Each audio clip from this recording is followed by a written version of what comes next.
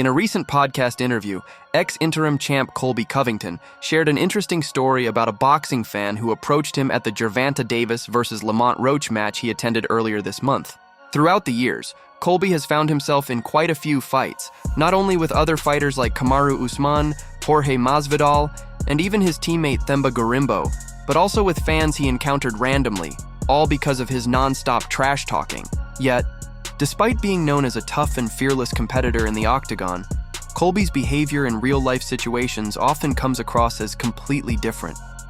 Whenever he's faced with a confrontation outside of the ring, he seems unsure, caught off guard, or simply not interested in getting involved.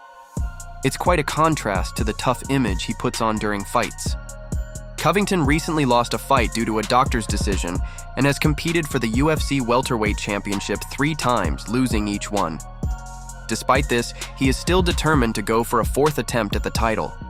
Considering his age and the tough competition in the division, it might be a tough goal to achieve. Yeah, it's definitely happened a couple of times. It's funny you say that because I was just front row last weekend for the Gervonta Davis fight, and there was like this boxing fan outside the arena, and he was like, "I'll fuck you up, you ain't nothing." He was looking at me, he's like, "Let's size up right now, let's do it." And I'm just like laughing. I was like, "Ah, man, I'm glad you believe in yourself, man. You should believe in yourself. That's awesome, dude." But you know, I'm thinking deep down, I didn't want to like egg him on and like, what do I have to prove in the streets? Like, I fight for a lot of money, like a big paycheck, you know, and what do I have to prove to this guy? I prove my worth in the UFC octagon, you know. If you're so tough, why aren't you fighting in the UFC octagon against the best fighters in the world? I'm beating up people that have been training for 20, 30 years that their craft is to put someone else in the hospital, and I'm putting them in the hospital. I'm making them look like little kids. So I just have nothing to prove to those people. They can say whatever they want, you know.